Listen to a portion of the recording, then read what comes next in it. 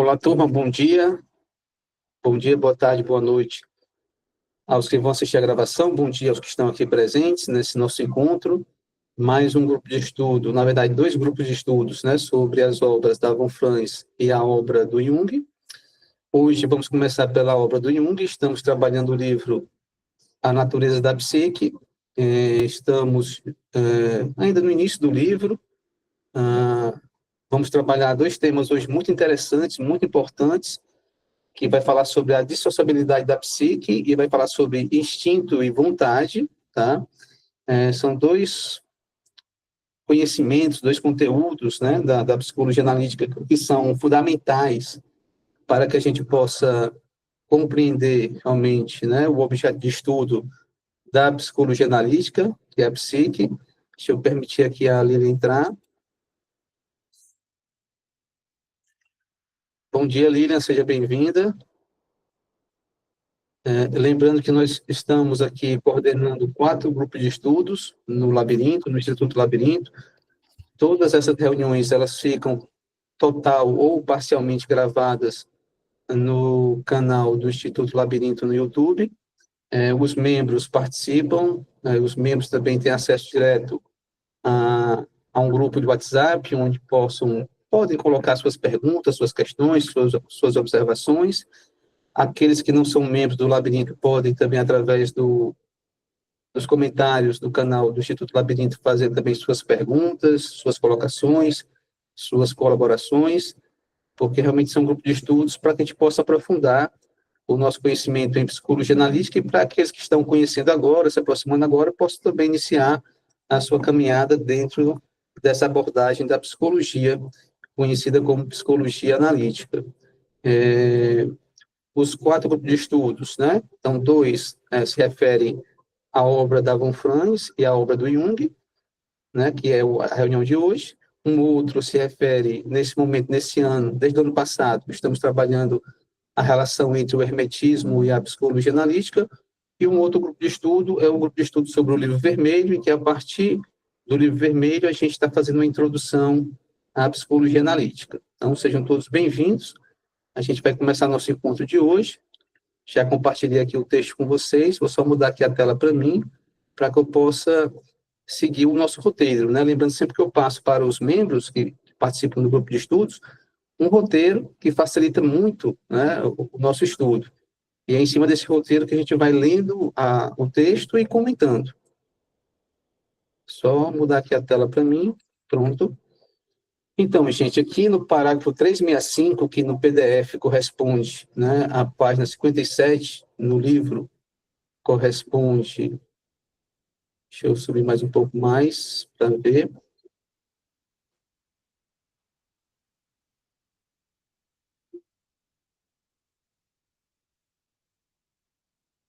No PDF não tem a paginação, mas nós estamos no capítulo 8º. É no parágrafo 365, não é, Val? Perfeito, Do livro. Célia.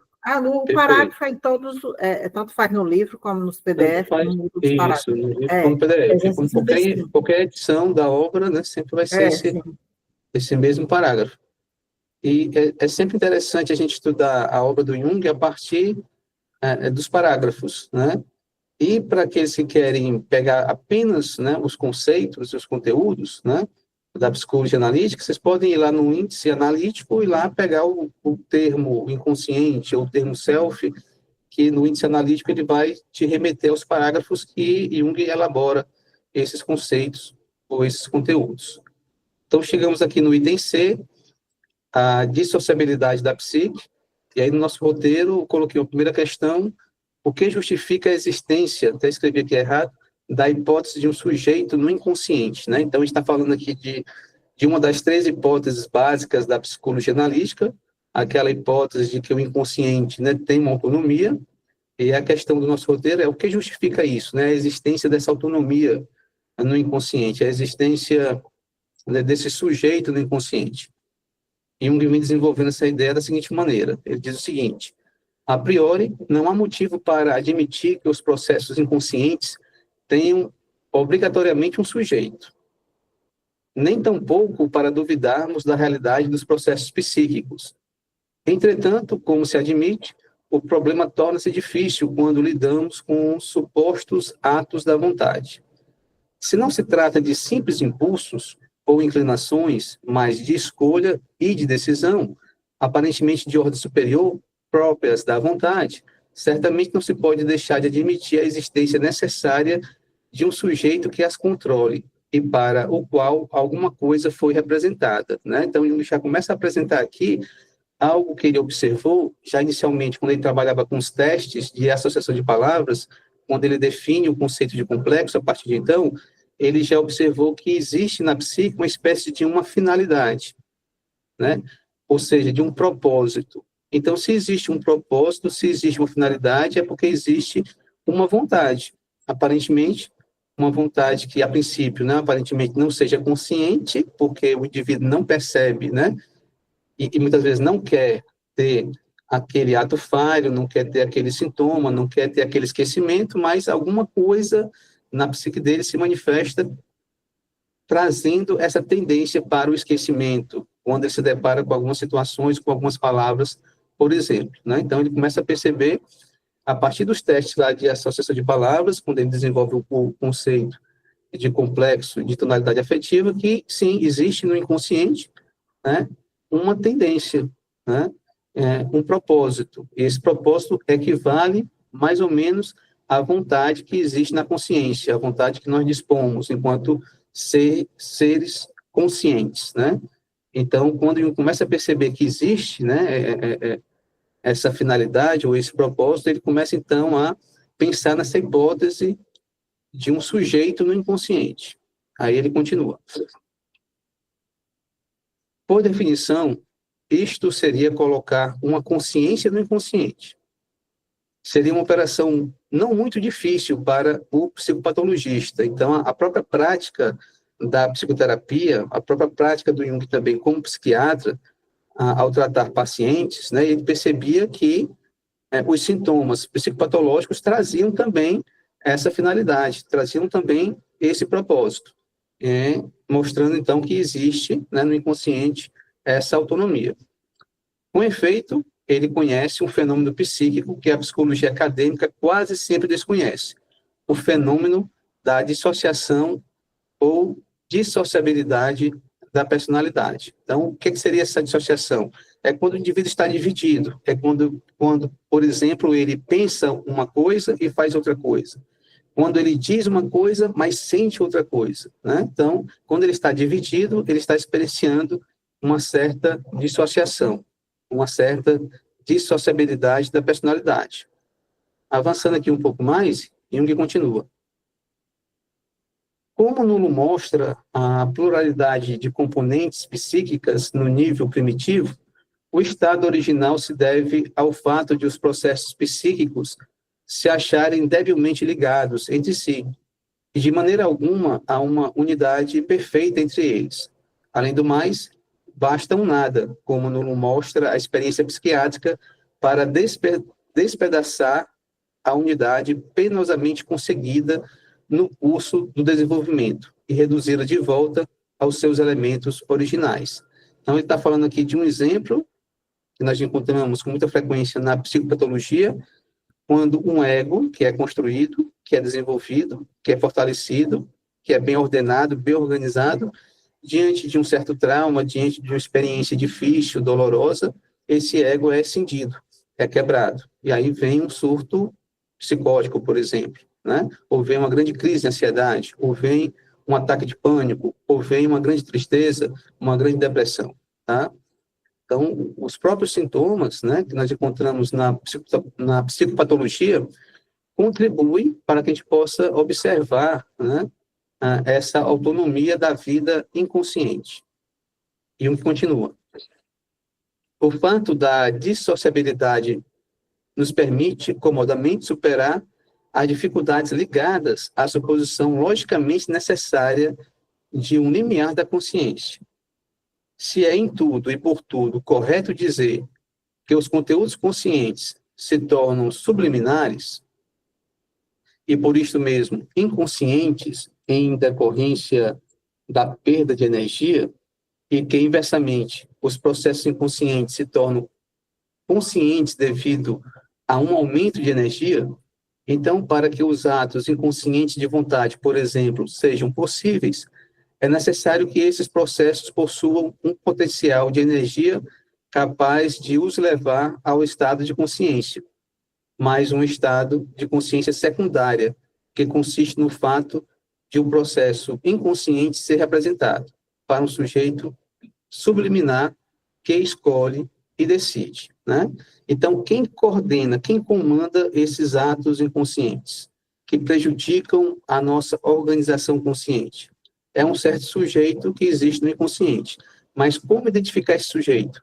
A princípio, nós não sabemos, mas de forma indireta, a partir do momento que nós observamos os sintomas, é que nós podemos identificar mais ou menos as principais características desse sujeito. Portanto, ele é sempre conhecido de forma indireta, a partir dos sintomas e a partir dos símbolos produzidos por esse sujeito do inconsciente.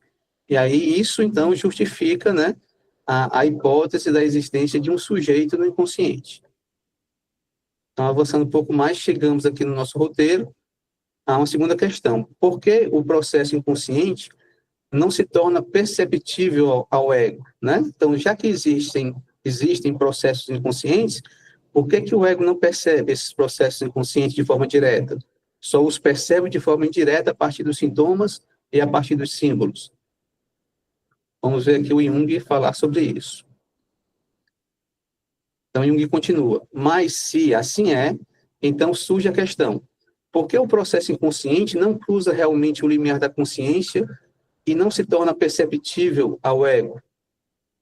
Como, evidentemente, ele não faz, mas aparentemente permanece suspenso no domínio do sujeito subliminar secundário, precisamos, então, explicar por que esse sujeito, que, por hipótese, possui a quantidade de energia necessária para conduzi-lo ao estado da consciência, não se alça, por sua vez, acima do limiar, e não se incorpora à consciência primária do ego. A psicologia tem o material necessário para responder esta pergunta. Esta consciência secundária representa, com efeito, uma componente da personalidade, que se separou da consciência do ego por mero acaso, mas deve sua separação a determinados motivos. Uma dissociação desta espécie apresenta dois aspectos distintos, aí Jung explica, né? No primeiro caso, trata-se de um conteúdo originariamente consciente, que se tornou subliminar, ao ser reprimido por causa de sua natureza incompatível. Então, nesse primeiro caso, um conteúdo chega na consciência, mas não é assimilado pelo ego, porque o ego é incompatível com esse conteúdo. Esse conteúdo, então, que causa um certo transtorno na consciência, ele é reprimido para aliviar esse transtorno. Então, esse é o motivo. No segundo caso, é o segundo motivo. O sujeito secundário consiste em um processo que jamais pode penetrar na consciência, porque nesta não há a mínima possibilidade de que se efetue a percepção deste processo. Isto é, a consciência do ego não pode recebê-lo por falta de compreensão e, por conseguinte, permanece essencialmente subliminar, embora, do ponto de vista energético, ele seja inteiramente capaz de tornar-se consciente. Tá? Então, nesse segundo caso, né, os processos inconscientes ocorrem, não são assimilados pelo ego, não porque são incompatíveis, mas é porque o ego não tem ainda estrutura para assimilá-los. Né? É como se você estivesse ensinando para uma criança de 5 anos, 6 anos, né, uma operação mais complexa de matemática. A consciência dessa criança, o ego dessa criança, não tem instrumentos, não tem estrutura para assimilar esse conhecimento. Então, esse conhecimento não chega na consciência exatamente por conta disso. Posteriormente, quando esse ego amadurecer e for exercitado, ele vai ter condições e instrumentos para assimilar esses conteúdos. Então, é um segundo caso, segundo motivo em que justifica o fato de que processos psíquicos que têm energia suficiente para ultrapassar o limiar da consciência não conseguem, então, atingir esse limiar, não conseguem passar esse limiar e ser assimilado pelo ego, porque o ego não tem estrutura para isso. Então, quando a gente está num processo de transformação, de crescimento, de desenvolvimento, esse nosso ego, ele precisa passar por um processo de morte e renascimento, exatamente para que ele possa renascer renovado, mais desenvolvido, com condições de integrar aquele material que está sendo produzido pelo sujeito inconsciente. E quem é esse sujeito inconsciente, segundo a teoria junguiana, é o self. Tá? Então, isso vai aos poucos, né? Esses processos inconscientes, aos poucos, são levados à consciência à medida que o ego vai se transformando, sempre através de um processo de morte e renascimento. Ok? Aí chegamos aqui a uma terceira questão. O que é que são os símbolos, né? E aí os símbolos, vocês vão perceber que eles são muito importantes para construir essa ponte que vai unir o self ao ego, que vai unir o ego ao self. Essa ponte que nós vimos lá no livro vermelho, né? É que ocorre um movimento duplo, né? É uma via dupla, né? Tanto o self se aproxima do ego, como o ego também deve caminhar na direção do self. E isso ocorre sempre através dos símbolos, tá? Os símbolos vão formar essa ponte. Mas o que são realmente os símbolos? Jung vai comentar aqui. Ele não deve sua existência à repressão, mas é o resultado de processos subliminares e como tal, nunca foi consciente. Como, em ambos os casos, há um potencial de energia capaz de os conduzir ao estado de consciência, o sujeito secundário atua sobre a consciência do ego, mas de maneira indireta, isto é, através dos símbolos. Então, Jung agora já deixa bem claro que o meio que o self utiliza para se comunicar com o ego, esse meio é formado pelos símbolos. E o que é que são esses símbolos? Inicialmente, os símbolos são vistos como sintomas. Por quê? Porque é tudo aquilo que o ego não quer. É aquela dor de cabeça, aquele mal-estar, aquele ato falho, aquele constrangimento, aquela raiva inadequada, descoordenada, né? A depressão, a ansiedade, a angústia de forma mais intensa, né? Então, todos esses sintomas, né? Ele surge como uma tentativa do self de se comunicar com o ego. À medida que o ego começa a caminhar para o self a partir desses sintomas, esses sintomas passam a ser vistos, então, como símbolos, como algo que representa uma coisa maior. O algo é o sintoma representa uma coisa maior. Essa coisa maior é o self. Então, é através do sofrimento, através da crise, através da psicopatologia, é através dos transtornos experienciados pelos nossos pacientes que eles têm a chance de ampliar a consciência deles, de se desenvolverem ao se aproximar do self. Então, isso é muito importante para que a gente possa entender a nossa prática na psicoterapia junguiana.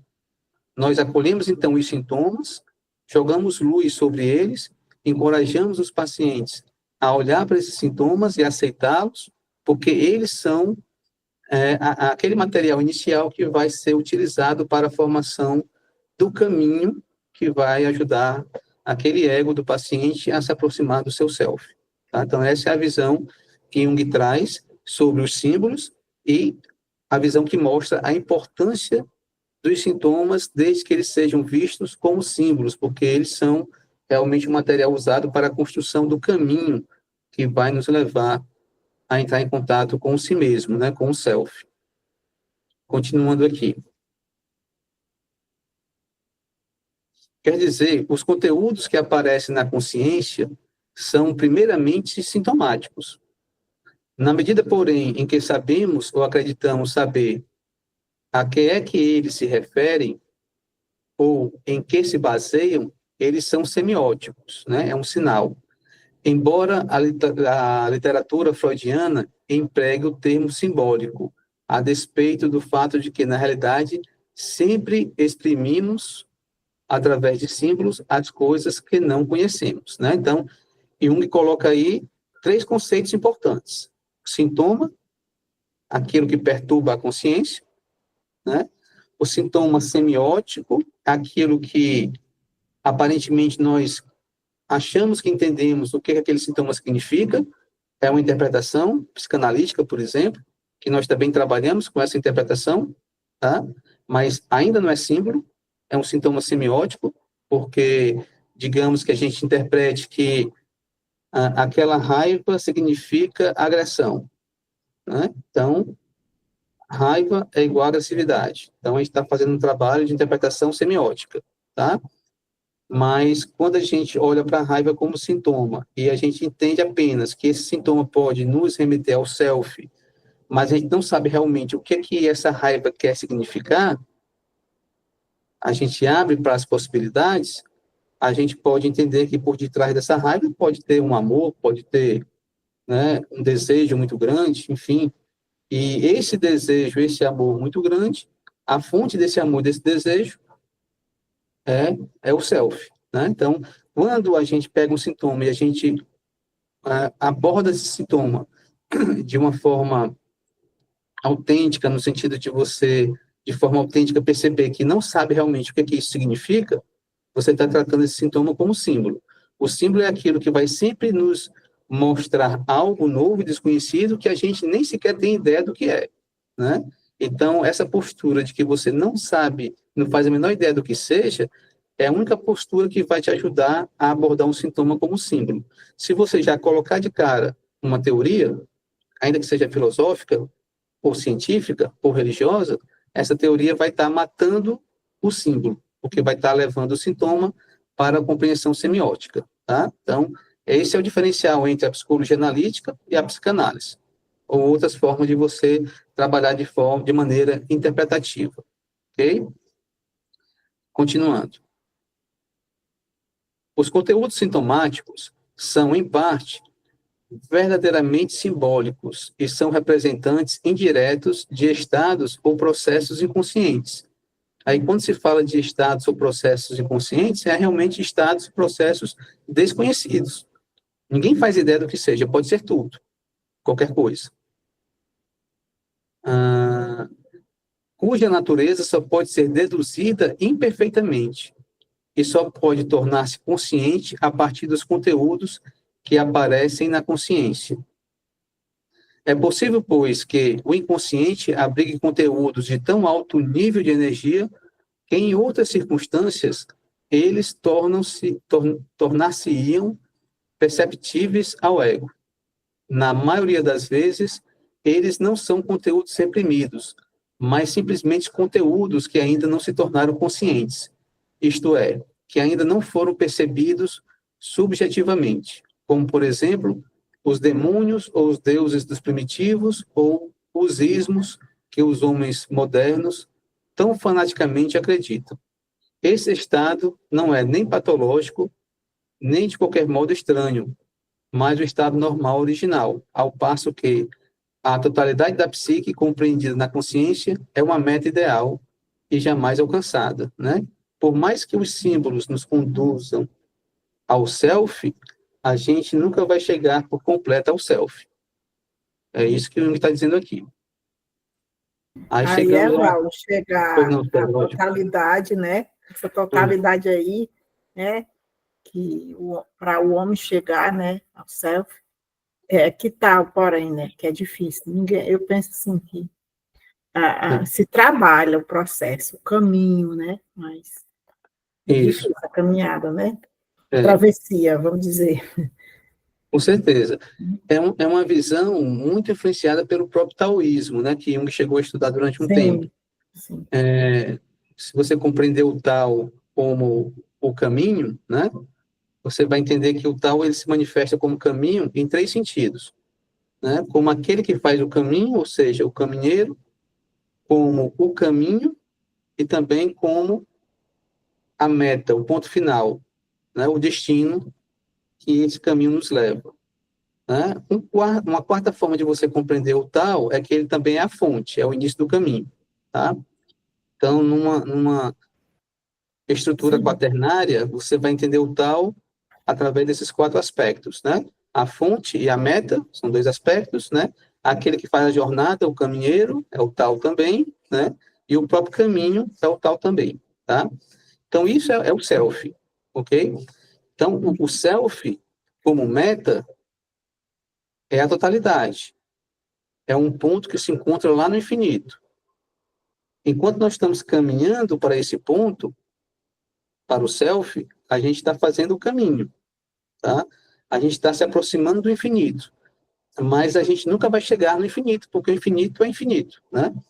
Então, nunca vai ter um fim. Ah, chegamos no final, e o final é o infinito. Isso não existe, né? A gente vai estar sempre caminhando para o infinito. Então, o importante é a jornada. O importante é a caminhada.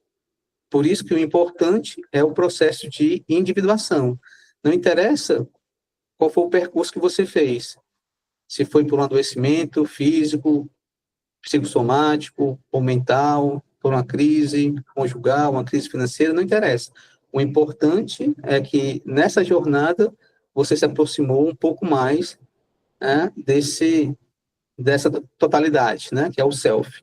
E aí Jung tem essa compreensão porque ele traz isso também do taoísmo, tá? Essa visão do self como totalidade e, ao mesmo tempo, a meta, ao mesmo tempo a fonte, a partida e o final, ao mesmo tempo o caminho e, ao mesmo tempo, né, tudo que existe, ok? E aí eu volto a frisar essa questão, né? O importante mesmo, né, é a jornada.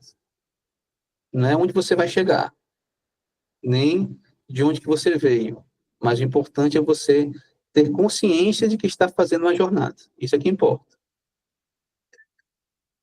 Aí chegamos aqui no quarto ponto do nosso roteiro, o que são os processos psicóides, né? E isso é muito importante para a gente, por quê? Porque uma vez que a gente compreende o que são os processos psicóides, a gente tem condições de definir o nosso objeto de estudo, que é a psique. Tá? E aí, Jung, ao fazer isso, ele define o objeto de estudo da psicologia analítica. Ele vai dizer, olha, eu, enquanto psicólogo, pesquisador da psique, eu vou estudar esses fenômenos aqui, os fenômenos psíquicos. Os que estão além desse círculo que engloba os fenômenos psíquicos, não são fenômenos psíquicos. São o quê? São os fenômenos psicóides. Tem uma forma psíquica, mas não é psíquica. Não é psíquico. É apenas uma forma, uma aparência psíquica. Né? São os chamados processos psicóides. Olha o que Jung vai dizer aqui no parágrafo 367. Não é sem justiça que colocamos a consciência, por analogia, em ligação com as funções de sensação, de cuja fisiologia deriva o conceito de limiar. O número das vibrações sonoras perceptíveis ao ouvido humano varia de 20 a 20 mil por segundos, e o comprimento de ondas da luz visível vai de 7.700 a 3.900 angstroms. Através desta analogia, podemos imaginar facilmente que há um limiar inferior e um limiar superior para os processos psíquicos, e que, consequentemente, a consciência, que é o sistema perceptivo por excelência, pode ser comparada com a escala perceptível do som e da luz, tendo como estes um limite superior e um limite inferior. Acho que se poderia estender esta comparação à psique em geral, o que seria possível se houvesse processos psicóides nas duas extremidades da escala psíquica. De acordo com o princípio, a natureza não dá saltos. Esta hipótese não me parece de todo fora de propósito. Então, qual é a hipótese dele aqui que ele está levantando, né? Vamos extrapolar aqui a consciência e vamos olhar, então, para a psique como um todo. A psique vai ter um limite superior e um limite inferior, equivalente ao que existe na consciência em relação à percepção das ondas sonoras e da luz. Tá? Além desses limites, está um outro mundo desconhecido que não pode ser percebido porque não faz parte da psique. E a esse mundo aí que não pode ser percebido, não pode ser assimilado pela psique, ele vai dizer que, olha, nós nada podemos falar sobre eles, mas é que vai daquilo que as filosofias e as religiões podem chamar de mundo espiritual e as filosofias e a ciência podem chamar de mundo material subatômico. Isso nós não podemos perceber diretamente, só de forma indireta, né? Mas esse mundo existe e nos influencia, sem que a gente se dê conta dessa influência. Portanto, são processos que estão além ou aquém dos processos psíquicos que influenciam nessa existência.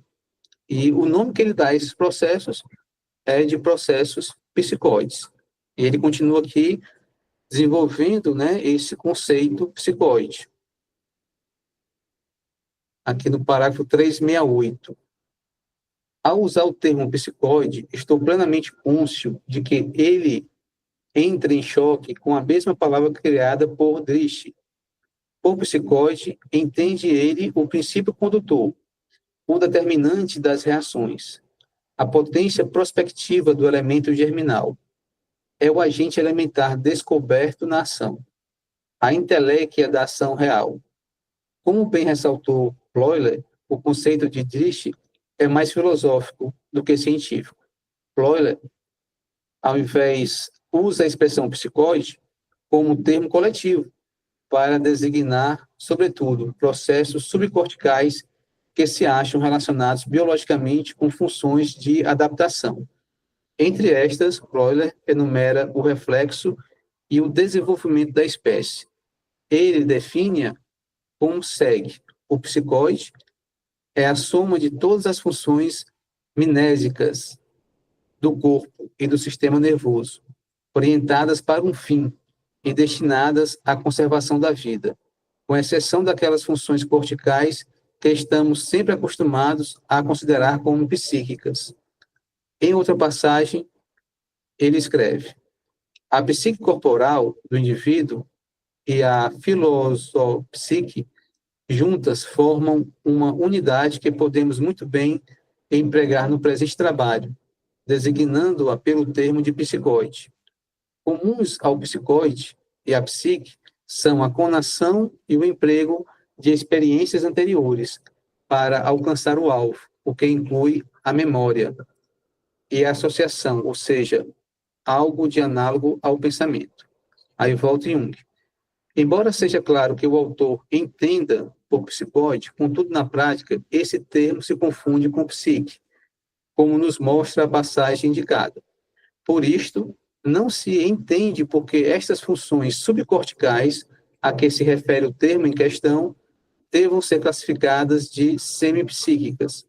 A confusão provém, evidentemente, da concepção organológica ainda observável em Bleuler, que opera em conceitos tais como alma cortical e alma medular, mostrando, assim, uma tendência muito clara de derivar as funções psíquicas correspondentes destas partes do cérebro, embora seja sempre a função que crie seu próprio órgão, o conserve e o modifique.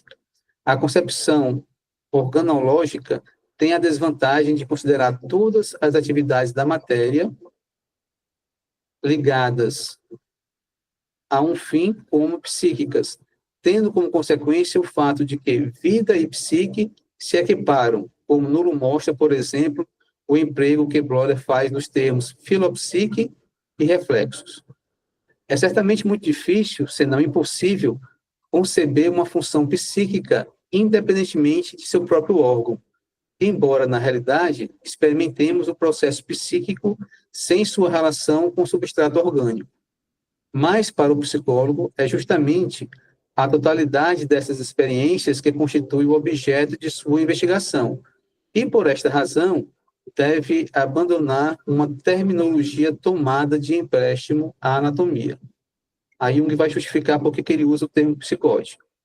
Se usa o termo psicóide, faço com 3 ressalvas, que são muito importantes, tá? A primeira é que emprego esta palavra como adjetivo e não como substantivo. Isso quer dizer o quê? Que é uma definição de um processo, né? Não é o processo em si, mas é a definição desse processo, né? É uma característica desse processo.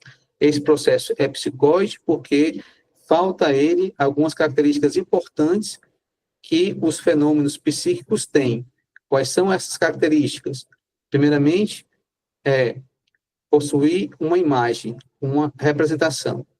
E a segunda característica, né, é que esse fenômeno ele vai ter a capacidade de ser assimilado a outros conteúdos psíquicos. Então, isso quer dizer que o processo psicóide em si, por sua natureza psicóide, não pode ser assimilado, esse processo não pode ser assimilado pelo ego, porque só seria assimilado pelo ego se fosse um processo psíquico, tá? Então, isso é muito importante, entender essa ressalva do Jung, de que é um adjetivo e não o substantivo. É uma característica desses processos que não têm uma imagem e que também não têm a capacidade de serem assimilados. Por isso que são psicóides. Essa é a primeira ressalva. A segunda é que ela não denota uma qualidade anímica ou psíquica em sentido próprio, mas uma qualidade quase psíquica, como a dos processos reflexos. Ou seja, embora os processos psicóticos não tenham essas características psíquicas, né, eles têm uma característica quase psíquica, então, potencialmente, eles podem se tornar psíquicos. Posteriormente, na obra dele, mas aqui no livro, o Jung vai trazer também, nesse livro, A Natureza da Psique, ele vai trazer o arquétipo como uma estrutura que vai transformar aquilo que é psicóide em psíquico, através daquilo que Jung chama de psiquificação. Tá? Depois a gente vai ver aqui, nessa própria obra aqui do Jung, A Natureza da Psique. Então, a segunda ressalva, né, é que, embora não seja psíquico, é quase psíquico, e por isso tem uma tendência para se tornar psíquico, o processo psicóide.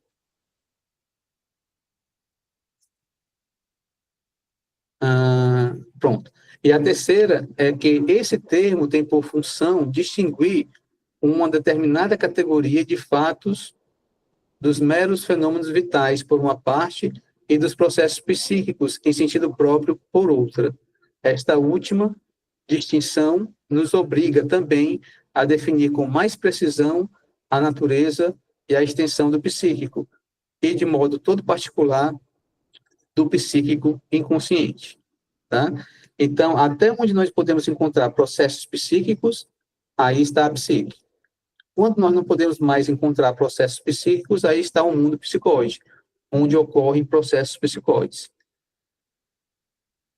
Então, avançando aqui um pouco mais, quem tiver alguma colocação, alguma pergunta, fique à vontade. Então, avançando um pouco mais, chegamos aqui no item D, instinto e vontade. Valdo, esse termo, isso aí que nós estamos sendo abordado aí, que você está abordando, também encontra-se sobre esse assunto lá, eu penso que é no livro Eu Inconsciente, não é? Vai falar também sobre isso? No livro Inconsciente, ele fala mais do processo de individuação, né? E da relação do eu com o self, né? Então, você encontra muito o sujeito do inconsciente nesse livro, o eu e o inconsciente. Eu e o inconsciente, né? Porque tem uma parte dele lá, acho que é no parte 2, né, que ele vai falar sobre a questão de fenômenos resultantes da assimilação do inconsciente. Sim, sim. Mas esse inconsciente não é o psicóide. Esse inconsciente é o inconsciente da psique. Não é o psicóide, né? Pronto, entendi. Certo. Perfeito? Uhum. Aí, uma quarta questão que eu coloco aqui no nosso roteiro. A psique está baseada somente nos processos instintivos, nos processos biológicos, nos processos fisiológicos, né? Claro que não, né? Também tem outros processos que fazem parte, né, do mundo psicóide e que influenciam o mundo psíquico. É que uma vez que esses processos que fazem parte do mundo psicóide vão sendo transformados em psíquicos, esses processos vão ser compreendidos como processos psíquicos de natureza espirituais e não de natureza fisiológica ou instintiva. Tá? Então, nós temos aí uma outra camada de elementos que influencia a nossa existência, além da camada dos elementos fisiológicos, biológicos, instintivos. Nós temos a camada dos elementos espirituais, ou seja, o mundo das ideias, tá? Vamos ver o que é que Jung diz sobre isso. Tudo o que se pode afirmar com alguma certeza é que os instintos possuem um aspecto fisiológico e um aspecto psicológico. De grande utilidade para fins descritivos, é a concepção de Pierre Janet a respeito da parte superior e inferior de uma função. O fato de que todos os processos psíquicos acessíveis à observação e à experiência estão, de algum modo, ligados a um substrato orgânico, mostra-nos que eles se acham incorporados à vida do organismo como um todo e, consequentemente, participam de seu dinamismo, ou seja, dos instintos, ou são, em certo sentido, o resultado da ação destes instintos. Isto não quer dizer que a psique derive exclusivamente da esfera dos instintos e, consequentemente, de seu substrato orgânico. A alma, como tal, não pode ser explicada em termos de química fisiológica, porque ela é, juntamente com a vida em si, o único fator natural capaz de converter organizações estatísticas, isto é, sujeitas às leis naturais, em estados superiores ou não naturais, em oposição à lei da entropia que governa a natureza inorgânica. Não sabemos como a vida produz os sistemas orgânicos complexos a partir do estado inorgânico, embora tenhamos a experiência direta de como a psique o faz. A vida, portanto, tem suas próprias leis, que não podem ser deduzidas das conhecidas leis físicas da natureza. Mesmo assim, a psique depende, em algum modo, dos processos de seu substrato orgânico. Em qualquer caso, é altamente provável que assim o seja. A base instintiva governa a parte inferior da função, ao passo que a componente predominantemente psíquica corresponde à parte superior. A parte inferior surge como componente relativamente inalterável e automática da função.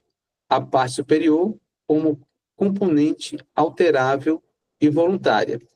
Usando palavras, né, a parte inferior diz respeito aos instintos, usando o conceito, né, o conceito de instinto, e a parte superior diz respeito ao conceito de vontade. Né? Então, o mundo psíquico, né, ele se situa entre o extremo inferior, onde se predomina o instinto, e o extremo superior, onde se predomina uma grande vontade que subjuga a tua vontade egóica. Tá? Em outras palavras, né, o mundo inferior seria o mundo material, biológico, físico. O mundo superior seria o mundo da vontade, das ideias, ou seja, o mundo espiritual. Entre esses dois mundos se encontra a psique, é o nosso objeto de estudo. Aí chegamos aqui a um outro ponto do nosso roteiro. O que define e caracteriza todo e qualquer processo psíquico? Olha o que ele vai dizer. Neste ponto surge a pergunta: quando é que podemos falar de psíquico? E como, em geral, definiremos o psíquico em oposição ao fisiológico? Ambos são fenômenos vitais, mas diferem no fato de que a componente funcional, caracterizada como parte inferior, tem um aspecto inegavelmente fisiológico. Sua existência ou não existência parece estar ligada aos hormônios. Seu funcionamento tem caráter compulsível, daí a designação de impulso. Rivers lhe atribui a natureza de reação tudo ou nada. Isto é, a função ou atua integralmente ou não atua de modo algum, o que é específico da compulsão. Por outro lado, a parte superior, que pode ser otimamente descrita como psíquica e que é sentida, de fato, como tal, perdeu o caráter compulsivo, podendo ser submetida ao controle da vontade e ser, inclusive, utilizada em uma forma contrária ao instinto original. Continua Jung, deixando isso mais claro. De conformidade com estas reflexões, o psíquico aparece como uma emancipação da função com respeito à forma instintiva e seu caráter compulsório. Ou seja, à medida que eu ganho liberdade, que eu ganho livre-arbítrio, né, eu estou me libertando dos instintos. Então, eu estou caminhando para o mundo psíquico. A condição ou qualidade psíquica começa quando a função se desliga de seu determinismo exterior e interior e se torna capaz de aplicação mais ampla e mais livre. Isto é, quando começa a se mostrar acessível à vontade, motivada a partir de outras fontes. Sob o risco de antecipar meu programa histórico, não posso deixar de lembrar que, se isolarmos o psíquico da esfera fisiológica dos instintos, por assim dizer, na parte inferior, igual isolamento ou delimitação se impõe na parte superior. Né? E aqui já está antecipando, já, né, como ele diz aqui, o conceito de arquétipo. Porque o arquétipo vai trazer os dois polos. O polo que vai chamar de polo das ideias, ou polo espiritual, e o polo que ele vai chamar de polo instintivo, ou fisiológico do arquétipo. Tá? Então, se eu me afasto do polo instintivo, eu estou me afastando do arquétipo. E, naturalmente, estou me afastando também do polo do mundo das ideias desse arquétipo. Ok? Depois a gente vai ver isso com calma mais na frente, nos outros capítulos desse livro. Com a libertação crescente em relação ao meramente instintivo, a parte superior atinge, por fim, um nível em que a energia intrínseca à função eventualmente não está mais orientada pelo instinto, no sentido original, mas alcançou uma forma dita espiritual. Isto não implica uma alteração substancial da energia instintiva, mas apenas uma mudança em suas formas de aplicação. O significado ou o objetivo do instinto não é inequívoco, porque o instinto pode ocultar um sentido de direção diferente do biológico, que só se manifesta à medida que esse processo de desenvolvimento. Ok? Chegamos aqui no outro ponto. Depois aqui, nos próximos capítulos, vamos trabalhar melhor isso, quando Jung trouxer o conceito de arquétipo, tá? Aí chegamos aqui no item 7, que eu repeti o item 6, né? Mas é o item 7, o que é vontade. Lilian, pois não, Lilian?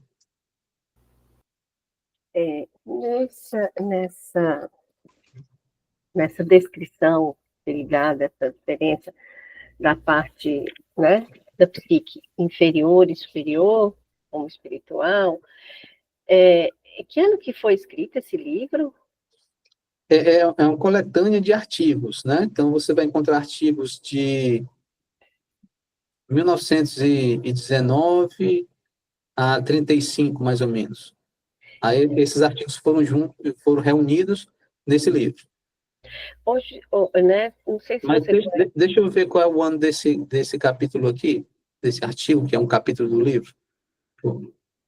Deixa eu voltar aqui. Você olha aí, é como ele estivesse intuindo, né, dentro das conclusões, né, da experiência dele ali, o que hoje já tem pesquisas, né, muitas pesquisas das hipóteses, das tendências ali, fortes tendências da vivência da consciência após a morte do corpo. Sim. Né? Sim. O livro, você conhece o livro lá do NUPEX, lá da Federal de Juiz de Fora, que é a ciência da vida após a morte? Não conheço. Poderia falar para a gente, Lília? Eu fiquei curioso.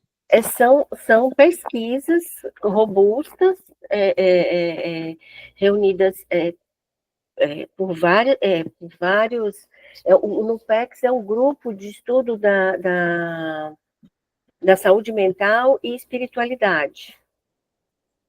E ele reúne pesquisas e tem ali, fazem pesquisas, é um grupo eclético formado por várias pessoas, vários profissionais, né? Psicólogos, psiquiatras, médicos, pastor, padre, todas esses profissionais, pessoas assim, que buscam, né, essas evidências.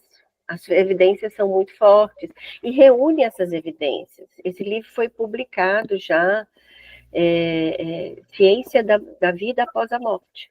essa vivência desse aspecto, né, da psique espiritual, que não está condicionada ao cérebro, ao funcionamento e aos instintos. Perfeito, perfeito, porque tem tudo a ver com a terceira hipótese básica da psicologia analítica, né? Apontada pela Von Franz, quando se refere ao trabalho do Jung, e dito por Jung, né?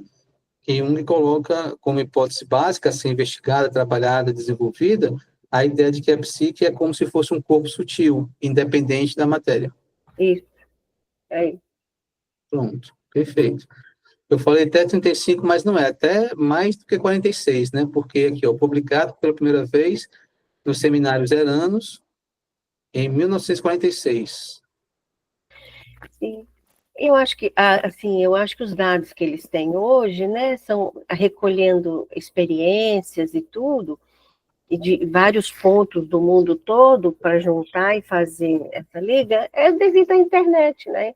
A tecnologia que possibilitou também esse conhecimento de experiências que ocorre lá.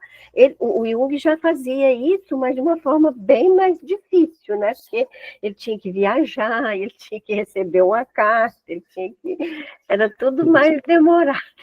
Hoje não, está tudo aqui, né, na nossa mão aqui, e o pessoal, esses pesquisadores agora têm uma facilidade gigantesca, né, Exatamente. de coisa. Esse NUPEX, ele é coordenado pelo Dr. Alexander, é um mineiro lá de Juiz de Fora, doutor Alexander, mas ele fala que tem um núcleo também na USP, tem outros pontos de estudo, né? Muito, muito interessante, muito interessante. Tem link de contato, assim, tu sabe, sim, tem alguma coisa assim que fica disponível ao público? Pode seguir, eles têm grupo de estudo do livro deles, tem cursos, teve agora um congresso, foi agora neste maio, abril, um congresso grande lá em Juiz de Fora, trazendo pessoas de fora do país também, várias pessoas aqui, para esse tipo de estudo. Maravilha. Você compartilha no grupo depois, o link? Compartilho, é do NUPEX. Maravilha, maravilha. E na época do Jung, né, como a ciência não tinha ainda o desenvolvimento que tem hoje, como por exemplo, física quântica, neurociência, né, Jung teve que buscar elementos para desenvolver essa teoria exatamente no hermetismo, na alquimia, nas filosofias orientais. Por isso, né, que ele foi tido como um grande místico, né? Sim, Mas sim. se Jung estivesse vivendo ainda hoje, se fosse contemporâneo nosso, né, ele teria material científico, de pesquisa científica, para poder desenvolver essa ideia. Né? Totalmente. Ele estava já antecipando tudo isso. E coitado, ó, lapidando pedra aí, buscando livros antigos, na alquimia, e viajando, né, de forma demorada e tudo mais, fazendo todo esse trabalho que hoje está tudo aqui nas nossas mãos, né? Por isso esse pessoal tem uma facilidade de reunir as várias, vamos ver, provas, né, em vários pontos do mundo, né? Isso. Das experiências de quase morte, que são descritos muitos casos, experiências de crianças e várias pessoas relatando experiências de vidas passadas, que prova a continuidade da psique, né? Da consciência, vamos dizer assim, desse arcabouço espiritual da psique, que vem. Que né? vem. Uhum. Perfeito. Gente, pelo horário da Evaldo, gente, eu preciso sair agora, viu, Evaldo? Aí o resto vai ter da Von Franz, agora? Não, a Von Franz, vou dizer para vocês, assim, hoje a gente vai finalizar agora, para que a gente possa aproveitar os momentos finais, né, para a supervisão. Aí a Von Franz fica para a próxima quinta-feira, intercalando também Von Franz e supervisão, tá? Então, eu vou finalizar agora sobre o que é a vontade, e aí a gente interrompe esse link, eu crio outro link para a gente dar prosseguimento com a supervisão. Certo, porque eu tenho que sair agora, Evaldo, viu? Pronto, perfeito, Célia. Então, até a próxima semana. no grupo de estudo da aproximando, vontade. E sim. também quarta-feira à noite, né, no grupo de estudo É sobre o o hermetismo. Aliás, hermetismo. o O hermetismo, livro né? Foi para vermelho quarta-feira? O hermetismo. é o hermetismo. O Pronto. livro vermelho é Perfeito. só depois. Só Pois tá, depois. gente. Bom dia para você. Boa Bom dia, aula. Célia. Mas, então, o que é vontade, né? Jung diz: na esfera psíquica, como vimos, a vontade influi na função, em virtude de ela própria ser uma forma de energia que pode dominar ou pelo menos influenciar outra forma. Nesta esfera, que eu defino como psíquica, a vontade é motivada, em última análise, pelos instintos. Não, porém, de modo absoluto, mas do contrário, pois do contrário, nem seria vontade, que, por definição, deve ter uma certa liberdade de escolha. A vontade implica uma certa quantidade de energia que fica livremente à disposição da consciência. Deve haver tal quantidade disponível de libido. Do contrário, não haveria possibilidade de modificações das funções, pois estas últimas estariam ligadas aos instintos, que são extremamente conservadores e correspondentemente inalteráveis, de modo tão exclusivo que seria impossível qualquer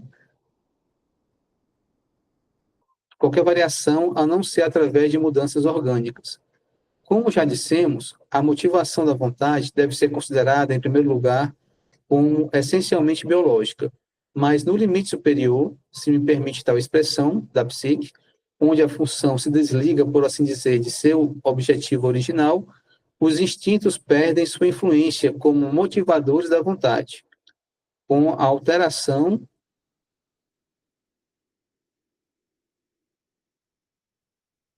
de sua forma e função é posta a serviço de outras determinantes ou motivações que aparentemente não têm mais nada a ver com os instintos. O que estou pretendendo explicar é o fato notável de que a vontade não pode transgredir os limites da esfera psíquica. Ela não pode coagir o instinto, nem tem poder sobre o espírito, pois por espírito entendemos muito mais do que apenas o intelecto. O espírito e o instinto são autônomos, cada um segundo sua natureza, e os dois limitam em igual medida o campo de aplicação da vontade. Mas adiante mostrarei o que me parece constituir a relação entre espírito e instinto, né? Então ele citou aqui os dois limites, né? O superior e o inferior, nomeia de espírito e nomeia de instinto, né? E coloca o livre-arbítrio como aquela função que pertence à psique, tá? Que é a vontade, que ele chama de vontade. Bem, aí chegamos a outra questão. Qual o limite do objeto de estudo da psicologia analítica? Exatamente esses dois polos aí, né? Da mesma forma que a alma se perde em seu substrato orgânico e material, em seu domínio interior, assim também se transmite em sua forma espiritual, cuja natureza nos é tão pouco conhecida quanto a base orgânica dos instintos. O que eu chamaria de psique, em sentido próprio, se estende até aquele limite em que as funções podem ser influenciadas por uma vontade, né, pelo livre-arbítrio do sujeito. Né? Você perdeu o livre-arbítrio é porque você está indo para a esfera dos instintos ou para a esfera daquilo que a gente pode chamar, nesse momento, de espiritual. A pura instintividade não permite pensar em consciência, nem precisa de consciência mais, por causa de sua liberdade de escolha empírica. A vontade precisa de uma instância superior, algo semelhante a uma consciência de si mesmo, para modificar a função. Deve conhecer um objetivo diferente daquele da função. Do contrário, ela coincidiria com a força propulsora da função. Diste enfatiza, com razão, não há querer sem o saber. A violação pressupõe um sujeito que escolhe e que vê diversas possibilidades diante de si. Encarada sob este ângulo, a psique é essencialmente um conflito entre instinto cego e vontade, ou liberdade de escolha. Onde predomina o instinto, começam os processos psicóticos, que pertencem à esfera do inconsciente, como elementos capazes de atingir o nível da consciência. O processo psicóide, pelo contrário, não se identifica com o inconsciente em si, porque este último tem uma extensão consideravelmente maior. além dos processos psicóides, existem no inconsciente representações e atos volitivos, ou seja, algo parecido com processos conscientes. Mas na esfera dos instintos, estes fenômenos se retiram tão profundamente para os devãos da psique que o termo psicóide provavelmente se justifica. Mas se restringirmos a psique aos atos de vontade, chegaremos primeiramente à conclusão de que a psique se identifica mais ou menos com a consciência, pois dificilmente podemos conceber uma vontade e uma liberdade de escolha sem uma consciência. Isto, aparentemente, nos leva de volta ao ponto em que sempre estivemos, ou ao axioma, psique seria igual à consciência, mas onde ficou a natureza psíquica postulada do inconsciente? Aí Jung vai explicar ainda mais, posteriormente, na sequência, nesse capítulo e nos demais, né, o conceito psicóide, o conceito de espírito, o conceito de instinto e o conceito de arquétipo. E nos próximos encontros, a gente vai devagarzinho trabalhando todos esses conceitos, tá? Hoje a gente finaliza o grupo por aqui. Vamos começar agora a supervisão. Vou interromper esse link e criar outro link para a supervisão. Semana que vem a gente volta com o livro da Von Franz, né? Então, finalizando por hoje, forte abraço a todos. Vamos voltar agora com a supervisão.